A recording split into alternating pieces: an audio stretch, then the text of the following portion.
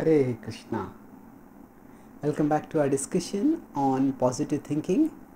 We will now discuss about how the principles of energy, ENERGY, expectations, cultivate smart expectations, N, nip comparing mentality in the bud, compete with yourself, ERGY. E is fix your eyes on real success. R is be resolute, avoid worldly passions and opinions. And G is gratitude, be grateful for God's gifts. And Y is say yes to God. So we discussed these principles in our previous talks. Now we will discuss about how we can apply these principles in our life.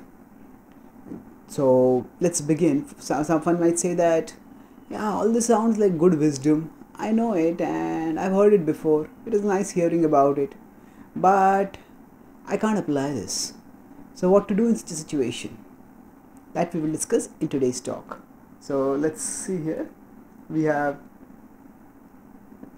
the Greek thinker Seneca says, it is not because things are difficult that we do not dare. It is because we do not dare that things are difficult. So here we see that the point is we all need courage.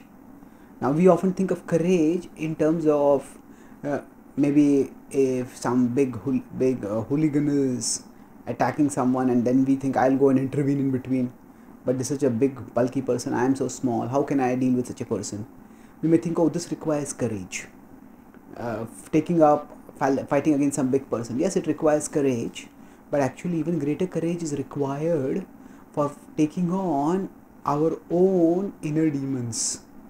The forces within us that weaken us, that attack us and that choke us.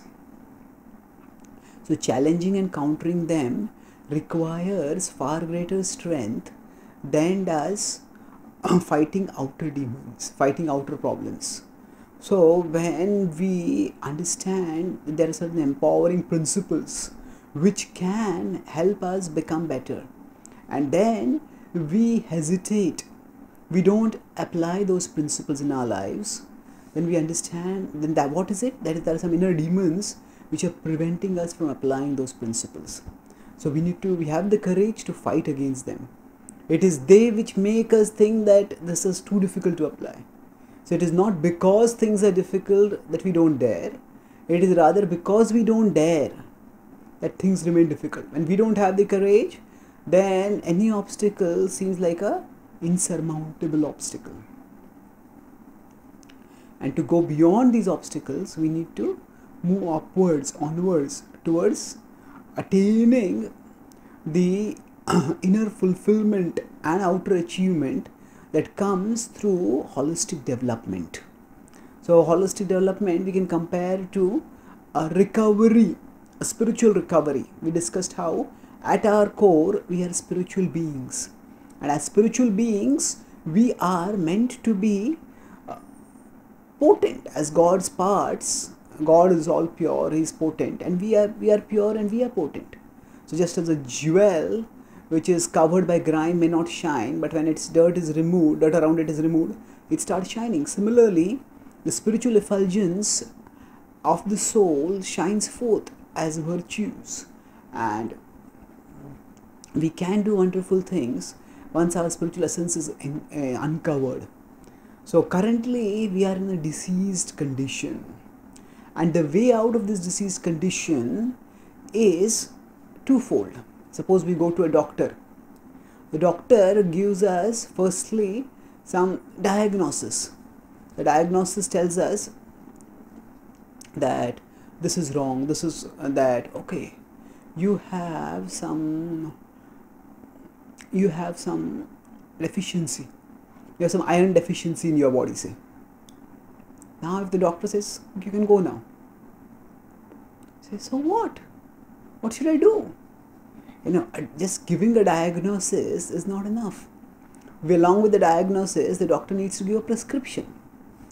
And the doctor says, okay, you have iron deficiency, and these are pills which will increase the iron content in your body. Take these twice a day, and then that prescription is what enables us to use the diagnosis. A diagnosis without prescription is purely theoretical, and conversely, a prescription without diagnosis is not very persuasive. Suppose, say, if we go to a doctor and we have tried out the doctor's medicines, it has not helped us much, and say if we have been to a dozen doctors because of some malady and we have not found anyone's medicine of much help, then if we go to a doctor and the doctor tells us, okay, take this medicine. Why? What is this medicine going to do? What is wrong with me? Doctor says, don't bother about all this, just take this medicine. We will not feel convinced, we will not feel inspired to take that medicine, because we would like to know, what is it that is this medicine going to do? The prescription without diagnosis is also unpersuasive. There has to be diagnosis and there has to be prescription combined together. So the diagnosis satisfies our rational intellectual side, which helps us make sense of what is happening, and the application, the prescription, is what enables us to test out the veracity of the diagnosis by observing the effects of the medication on ourselves. If the medicine cures us, then we understand, okay, this prescription was for this diagnosis, this prescription has worked, therefore the diagnosis must have also been correct. And in that way, we can move onwards towards further health as our confidence in the doctor, accuracy of the doctor's diagnosis and therapy increases. So spiritual life quite often is focused only on diagnosis. Some people, they just do a lot of, oh, the mind is like this, oh, you have got this weakness, oh, this is a particular tendency you have, this habit you have. Okay. There are many, not just in spiritual life, but even in general social life, there are many people who find faults, saying that this is wrong, that is wrong, that is wrong, but they offer very little, if any, practical correctives. And we need practical methods for self-improvement, without which we will not be able to do anything substantial about whatever knowledge we acquire. Suppose we find that, okay, my willpower is poor, so what do I do? That's the diagnosis, the willpower is poor, but what do I do? How do I improve my willpower? For that, a practical method has to be given. And the Bhagavad Gita tells us that it doesn't just give theoretical knowledge, it doesn't just give diagnosis, it also gives prescription. So the ninth chapter, second verse in the Bhagavad Gita states, Rajya Vidya Rajya Guhyam Pavitramidam Uttamam Pratyakshavagam Dharmyam Susukham Kartum Avyayam. So here the first part talks about the theoretical knowledge, Rajya Vidya Rajya Guhyam, the topmost knowledge, confidential knowledge. But then Pratyakshavagam Dharmyam, that it can be practically applied in our lives. And Susukham Kartum Avyayam, Susukham Kartum, this is joyfully performed. So when we can experience higher spiritual realities in our life, and we can also experience happiness that results when we live according to the principles of bhakti.